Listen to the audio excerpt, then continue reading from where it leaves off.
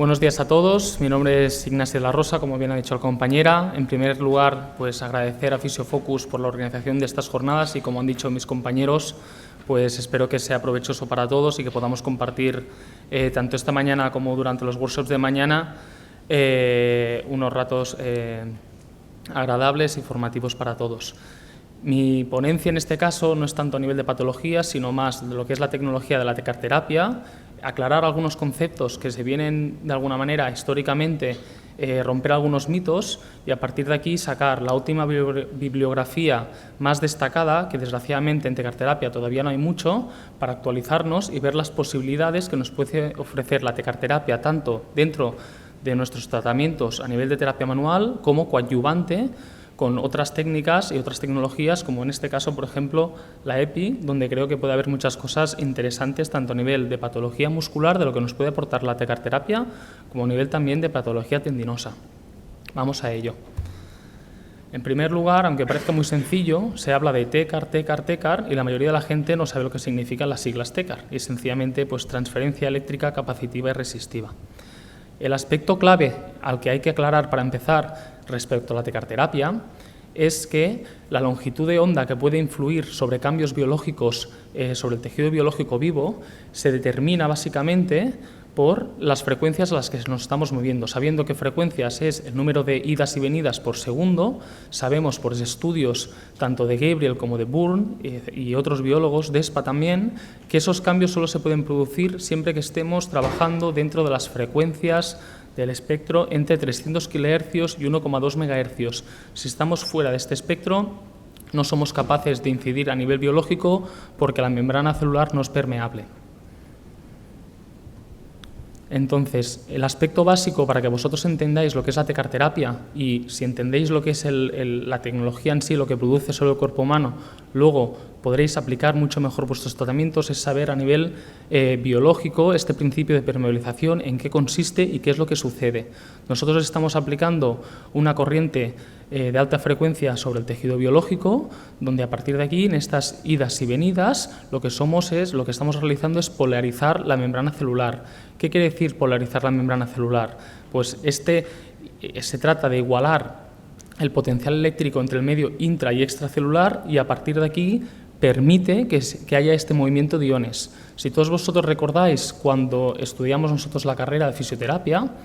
en bioquímica o como lo dijeran en vuestra carrera, todas las membranas tenían canales de sodio-potasio, donde el sodio entraba dentro de la célula a través del potencial de acción y con gasto energético de ATP, y en cambio el potasio se movilizaba por gradiente. En tanto que nosotros polarizamos la membrana celular, lo que estamos consiguiendo es movilizar más potasio hacia afuera de la célula de lo que sería normal, con lo cual lo único que estamos haciendo con la tecarterapia es un proceso que de manera natural va a una velocidad determinada, acelerar ese proceso natural. Lo único que estamos haciendo es acelerar ese proceso natural y luego, en función de la densidad, de la impedancia, que es la dureza de los tejidos, por esa interacción de ese paso del corriente eléctrico va a provocar una vibración entre partículas, un choque que va a aumentar más o menos la temperatura del tejido. Y eso va a ser muy importante también a la hora de jugar con los tiempos de las recuperaciones de los tejidos en función si estamos en una patología en una fase más aguda, subaguda o más crónica, o en función también del tejido que queramos atacar, ¿vale? Entonces, a nivel de resumen de esta parte, a nivel fisiológica, nosotros tenemos un diferencial de potencial que genera un campo eléctrico muy intenso en la membrana celular. A partir de aquí, nosotros con la tecarterapia aplicamos un campo eléctrico de origen interno, este se polariza y una vez se igualan las cargas, se contrarrestan y es cuando se produce el efecto de permitividad, que permite este traspaso, este intercambio de iones. A partir de aquí, los fenómenos de polarización y conducción son dependientes del tiempo, necesitan cierto tiempo para que se produzcan, con lo cual, en función de si vamos con un tipo de frecuencia de onda más larga o onda más corta, el timing para que seamos efectivos en nuestro tratamiento va a ser diferente. Y esto lo vemos en estudios, por ejemplo, muy interesantes como este, de unos compañeros de aquí de España, de mediación de radiación en seres vivos, donde se ve que el campo electromagnético que nosotros generamos sobre el cuerpo biológico, a medida que va profundizando, se deteriora. Con lo cual, a efectos prácticos en este sentido, nosotros sabemos que si, por ejemplo, vamos con una frecuencia muy elevada, en torno al 1 MHz, vamos a generar esos cambios biológicos de manera más deprisa, pero nos vamos a quedar de manera muy superficial. En cambio, si vamos con una frecuencia más baja, va a ser un campo electromagnético más difuso, pero lo importante es que vamos a ser capaces de profundizar y conseguir esos cambios biológicos que estamos buscando. Es decir, si por ejemplo una patología muscular donde tenemos una lesión más profunda de 3 centímetros, no vamos con 300-400 hercios, a nivel biológico no estamos haciendo absolutamente nada, ¿vale? Para explicarme de manera práctica. Os voy a presentar algunos estudios que van demostrando esto que os voy explicando. Este es el estudio de DESPA, donde demuestra pues, la influencia de la membrana, la permeabilidad, y lo que realmente se aumenta a nivel de concentración es ese incremento del ion potasio. Entonces nosotros, para hacer una ejemplificación de lo que vendría a ser esto que os comento, para que se produzcan estos intercambios iónicos entre el medio intra y extracelular, se necesita que haya un buen equilibrio entre permitividad y conductividad. Con lo cual, la permitividad ya he explicado qué es, la conductividad va a depender de la resistencia del tejido. En términos eléctricos, la resistencia del tejido se conoce como impedancia. A mayor impedancia del tejido, mayor resistencia va a ofrecer al paso del corriente eléctrico, mayor choque entre partículas, con lo cual va a absorber más energía y vamos a tener un incremento mayor de la temperatura. Y a menor impedancia nos va a costar más, entre comillas, aumentar esa temperatura. Luego va a depender también de la potencia del voltaje con el que estemos trabajando. Estos estudios son los de Gabriel. Entonces, si vamos a incidir un poquito más en los estudios, veríamos que estas curvas entre permitividad y conductividad siempre tienen un sweet point, que serían estos rangos de frecuencias de los que os he comentado, pero veríamos que tanto a nivel de músculo, piel, el hueso, la cortical, sería aquí, o el tejido adiposo, tienen curvas parecidas, pero no las mismas. Con lo cual, y eso va a depender también en función de cada persona, la temperatura ambiente, la hidratación del sujeto, porque estamos hablando de corrientes eléctricos, de las propiedades dieléctricas de los tejidos, con lo cual, uno de los problemas que hay en tecarterapia es que es muy difícil determinar la dosimetría, porque como cada sujeto es totalmente diferente, sus densidades, hay varias aproximaciones para intentar de alguna manera normalizar, identificar las propiedades de los tejidos, pues que no hay dos sujetos iguales y esos mismos sujetos, en función de cómo estén cada día de hidratados y las condiciones ambientales, esa transferencia eléctrica va a tener diferentes determinantes, con lo cual es muy complicado. Siempre que hablemos ahora de alguna cosita que vamos a sacar aquí de estudios de resultados, siempre son medias, ¿vale? Quedaros con eso. Entonces, a partir de estos estudios también de las propiedades dieléctricas en los tejidos biológicos, podemos determinar unas primeras conclusiones para romper algunos mitos.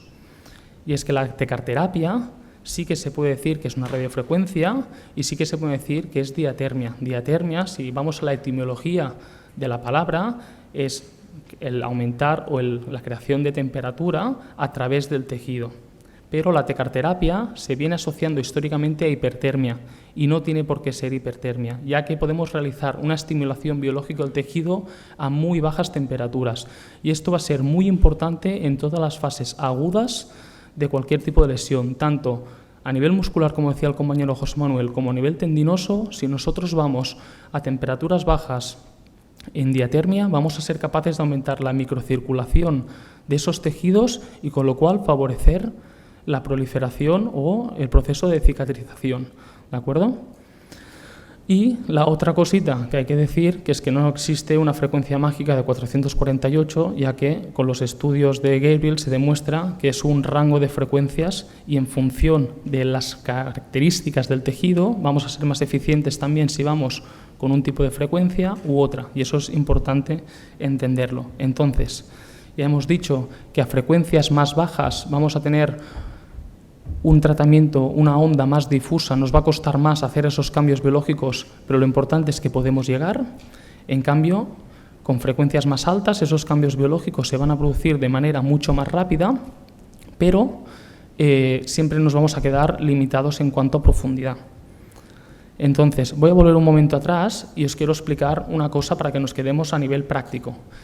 Si vosotros pensáis, hoy en día todo el mundo sabe lo que es una diatermia, una tecarterapia, todo el mundo ha visto una. Sabemos que podemos diferenciar entre el capacitivo y el resistivo. El capacitivo es aquel que viene recubierto de esa poliamida, o que antiguamente era una cerámica, y el resistivo es el que viene totalmente descubierto, donde la resistencia la va a ofrecer directamente los diferentes tejidos del cuerpo humano. Bien, la única diferencia entre el capacitivo y el resistivo, que con esto hay mucha confusión, es que justamente el capacitivo viene recubierto de ese material que genera mayor impedencia que cualquier otro del cuerpo humano. Y ese es el motivo por el cual, justo debajo del cabezal capacitivo, es donde nosotros podemos percibir un mayor aumento de la temperatura. En cambio, con el resistivo es el propio tejido del cuerpo humano en que los tejidos más duros van a absorber al principio más energía y por un efecto de saturación, finalmente notamos que todo el trayecto entre el electrodo móvil y la placa de retorno ha aumentado de temperatura. Sin embargo, cuanto a mayor diferencia haya entre el electrodo móvil y la placa de retorno, el campo electromagnético que estamos generando va a ser más difuso, va a ser más débil, ¿vale? Eso es importante. Entonces, lo que nosotros vamos a poder jugar siempre delante de una patología a nivel genérico va a ser o bien por los cambios biológicos que podemos producir a través del propio tratamiento y luego con los cambios de temperatura. Por ejemplo, en una patología, como hemos dicho, aguda, no nos va a interesar ir con temperaturas altas, pero sin embargo, desde el minuto cero que se produce esa lesión, vamos a estar muy interesados en trabajar para acelerar a nivel biológico esa cosita que hemos dicho que va a este ritmo, pero de ahí no pasa, hacer que vaya mucho más rápido. Y tal como ha dicho José Manuel, por ejemplo, con todos los problemas que hay, que ahora se está ya pues contraindicando todo el tema del hielo en patología muscular, por ejemplo, justamente porque se carga las células satélite. Pues nosotros con tecarterapia hoy en día somos capaces de, con un montaje que se llama SWAP, ir con el capacitivo justamente al foco de la lesión para aumentar desde el punto de vista biológico la microcirculación y además luego más a nivel sistémico con un circuito resistivo a la vez aumentar ese drenaje profundo y aumentar ese efecto sin un aumento de la temperatura que favorecería una mayor inflamación que tampoco nos interesa. ¿Me explico? Vale, seguimos hacia adelante. Básicamente, ¿vale? Cuando se hablan de tratamientos de tecarterapia, luego, como necesitamos el feedback del paciente a nivel térmico, se distribuyen entre atermia o hipotermia, ya que la atermia absoluta no existe, es imposible. Por pequeño que sea el campo electromagnético que generamos, algo de temperatura vamos a generar, una atermia moderada o hipertermia, ¿de acuerdo? Esto solo a nivel clarificador. Entonces, vamos con algunos estudios que son verdaderamente interesantes desde mi punto de vista. Hay un grupo de japoneses que han sacado un estudio en 2017 y otro en 2019. El primer estudio con tecnología NIRS, que es una tecnología que lo que hace es mandar un haz de luces y en función del retorno se puede saber pues, la saturación de la hemoglobina a nivel muscular, ¿vale? Entonces, esta gente lo que hicieron fue medir tanto la temperatura a nivel superficial, ¿vale?, como ver qué es lo que pasaba a 2,5 centímetros de profundidad y pudieron determinar científicamente que había un aumento de la saturación de oxígeno y un aumento del consumo de oxígeno a nivel muscular donde se estaba produciendo un tratamiento de tecarterapia solo con 5 minutos de capacitivo más 10 de resistivo a una temperatura subjetiva de 7/10, es decir, en el límite entre la atermia moderada y la hipertermia. Fijaros que en el siguiente estudio, que es muy interesante, Kumaran y colaboradores nos presentan qué es lo que pasaría si solo hiciésemos capacitivo y qué es lo que pasaría si solo hiciésemos resistivo. En el tratamiento con capacitivo, al estar el punto de mayor impedancia justo en el propio cabezal, lo que conseguiríamos sería que a nivel superficial aumentaríamos mucho la temperatura.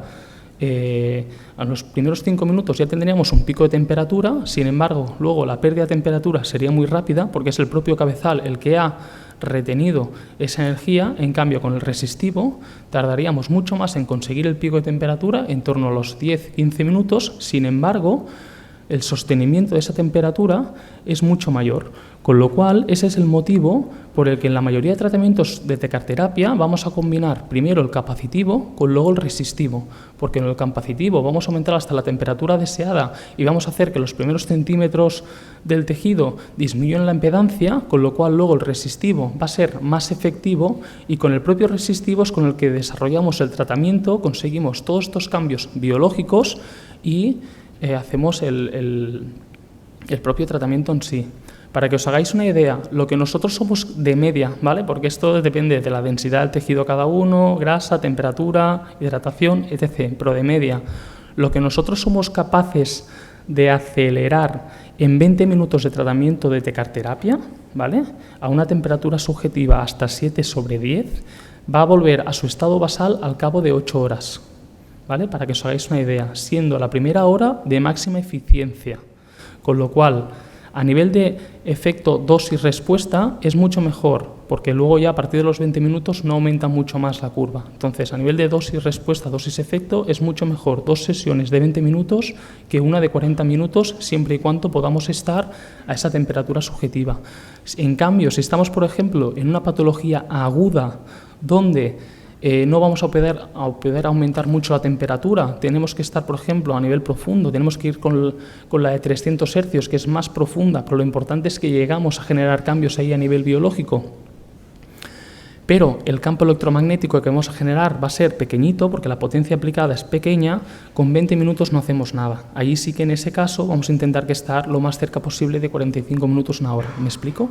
¿Vale? La importancia de conocer cómo funciona la fisiología para luego poder adaptar nuestro tratamiento en función de los resultados del tejido que queramos incidir. Luego os explicaré también otro estudio que han sacado estos japoneses en torno a tendinopatía, que creo que puede ser muy interesante y que va en relación a lo que decían los compañeros, pero primero comentaros también que del mismo estudio se desprende que hay un aumento de la circulación a nivel profundo y luego seguramente que el compañero que habla sobre ecografía lo comentará, pero ahora tenemos una herramienta que es la elastografía para medir la complianza o el stiffness, la rigidez de los tejidos. Y se ha podido demostrar que con el tratamiento de la tecarterapia estas propiedades mejoran a nivel general, siendo muy complicado todavía de protocolarizar bien para que metodológicamente estén aceptados los estudios, pero parece ser que las propiedades de los tejidos mejoran en este sentido. Entonces, esto es lo que os comentaba del otro estudio de los japoneses que ha salido en enero de este año, donde vieron, por ejemplo, qué es lo que pasaba en un proceso de patología de tendón de Aquiles. A partir del primer estudio, y viendo las últimas investigaciones en patología de tendón, ¿qué es lo que nos ha dicho el compañero que sucede? Pues que en esos primeros estadios reactivos, donde hay un aumento, un engrosamiento del tendón por ese aumento, por ese engrosamiento y captación de agua de los glucoproteicanos, luego se produce una hipoxia. Entonces, lo que se ha demostrado es que con el tratamiento de la tecarterapia somos capaces de aumentar la microcirculación de ese tendón que se está quedando en hipoxia, con lo cual eso sí o sí va a ser muy beneficioso para el posterior tratamiento y guarición o proliferación del tendón. Además, sabemos en este otro estudio que es muy interesante, este es más a nivel de biología, que en este estudio lo que se demostró es que la radiofrecuencia pues aumenta la síntesis de colágeno tipo 1. Lo que se realizó fue coger unos ratoncitos, se les seccionó el Aquiles y en un Aquiles se les aplicó tratamiento de tecarterapia y en el otro no, viendo que tras la lesión, con la aplicación de la tecarterapia, si veis, como me he quedado porque me lo he cargado, pero si veis, la parte de la izquierda siempre es del lado que se ha tratado con tecarterapia, con lo cual la síntesis de colágeno durante todo el tratamiento fue significativamente mayor en el lado tratado con tecarterapia, de colágeno tipo 1, que eso es importante también. Tenemos algunos estudios que no tienen quizá tan valor a nivel de pruebas de imagen o o que han podido sacar conclusiones, pero sí que este estudio es interesante, ya que también al final lo que estamos en todas las patologías es la función, es decir, cómo los pacientes perciben el dolor, tal y como ha comentado el compañero. Entonces, sencillamente lo que se sabe es que la tecarterapia produce una interferencia sináptica a nivel de nociceptores, con lo cual solo la aplicación de la tecarterapia produce en un 81% de los casos una disminución de la percepción de dolor, con lo cual a nivel funcional y como coadyuvante a tratamientos posteriores nos va a ser muy beneficioso. Y en este estudio, por ejemplo, se analiza con la escala analógica visual. Lo interesante de este estudio es que hay seguimiento de las lesiones con ultrasonido y que la N es muy grande, son 327 sujetos. También sabemos que cuanto mayor o más blando, en este sentido, sería líquido, es el tejido, mayor responde a los efectos de la tecarterapia, siendo hasta 6 veces más rápido lo que vendría a ser un drenaje en una patología de fémur. En este estudio lo que se hizo fue un follow-up a 3 meses, viendo una fractura de fémur, cómo se reabsorbía el edema con tratamiento de tecarterapia versus no tratamiento. Evidentemente, si las cosas se hacen bien, todo el mundo acaba reabsorbiendo un edema, pero las ventajas que nos ofrece la tecarterapia de reabsorber ese edema hasta 6 veces más rápido. Y una cosita nueva que ha salido este año, que es el tratamiento con tecarterapia en linfedemas, ¿vale? O la novedad, o porque lo comento, es que el tema del linfedema, hasta ahora la tecarterapia estaba un poquito puesto en entredicho, porque al aumentar la aceleración biológica en gente que venía con cáncer, pues no se sabía hasta qué punto podía ser, no podía ser. La OMS ha sacado hace poquito un estudio, una notificación, viendo que cuando el cáncer ya no está activo parece ser que no hay ningún tipo de problema. Y entonces, a partir de aquí, en linfedema podemos ya intervenir también en la mejoría del drenaje en este tipo de pacientes. Además, tenemos algunos estudios muy prometedores en Estados Unidos con cánceres de piel, en los que, por modificación genética de las células, en vez de las frecuencias de tecarterapia aumentar los niveles de oxigenación, lo que hace es al revés, es desoxigenarlos y acaba quemando el tejido, con lo cual tenemos ahí también alguna cosita interesante. Y otra cosa que se está realizando justamente aquí en Barcelona es en tumores de cáncer de colon, van directamente con aguja y lo que hacen es ir a quemar directamente, muy analíticamente, el cáncer con radiofrecuencia hasta que saturan el tejido y provocan esas quemaduras, pero que es mucho menos intervencionista que otro tipo de terapias. Cuidado, porque alguna vez me ha pasado en alguna charla que la gente, cuando dices esto, luego te confunden radioterapia con radiofrecuencia. Es totalmente diferente, ojo, radiofrecuencia estamos hablando dentro del espectro electromagnético de los campos eléctricos, ¿vale? Las frecuencias que he dicho antes entre los 300 kHz y los 1,2 MHz.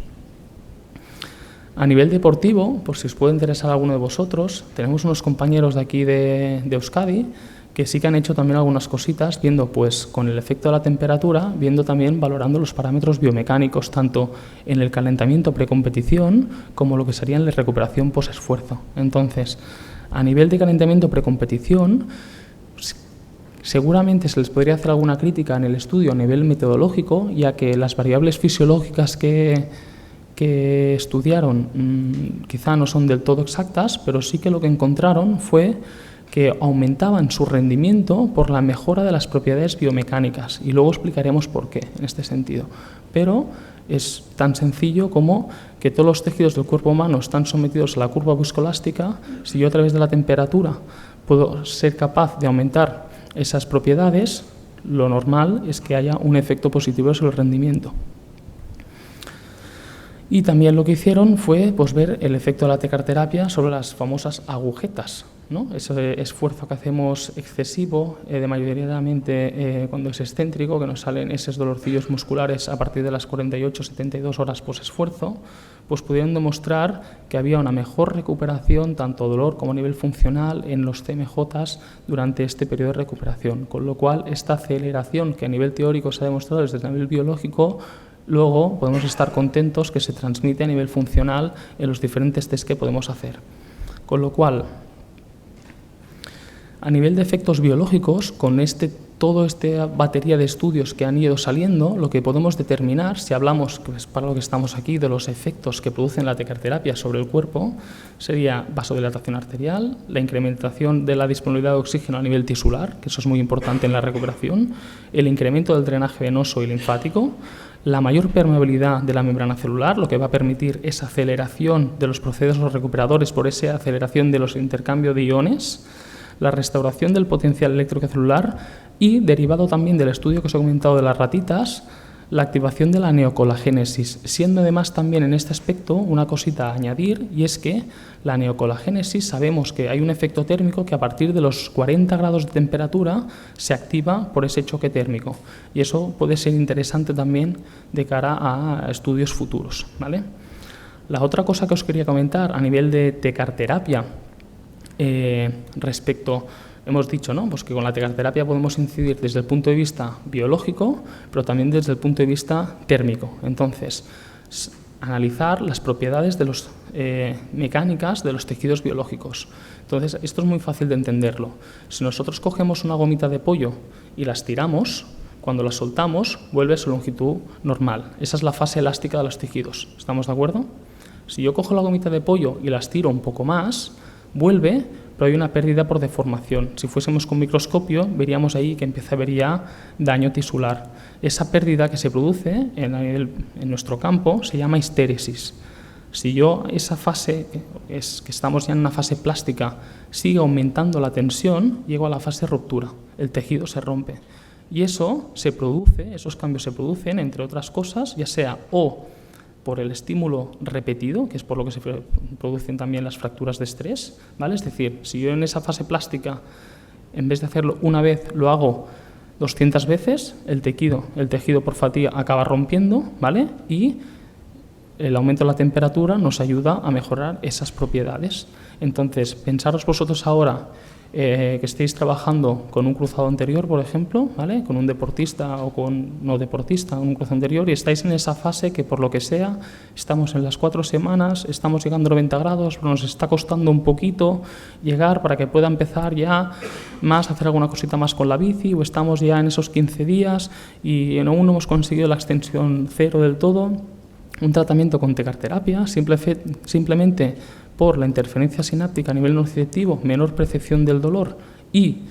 un aumento de la elasticidad de esos tejidos, nos va a permitir que luego nuestra terapia manual sea mucho más efectiva. Y la gracia de la tecarterapia, o uno de los retos de los nuevos dispositivos que van saliendo de tecarterapia, es olvidarnos de la tecarterapia de tabla de planchar, esa en la que teníamos al paciente tumbado, le pasábamos 5 minutitos del capacitivo y luego un ratito de resistivo, a una tecarterapia donde integremos nuestras técnicas para, con la sumación de unas y otras, seamos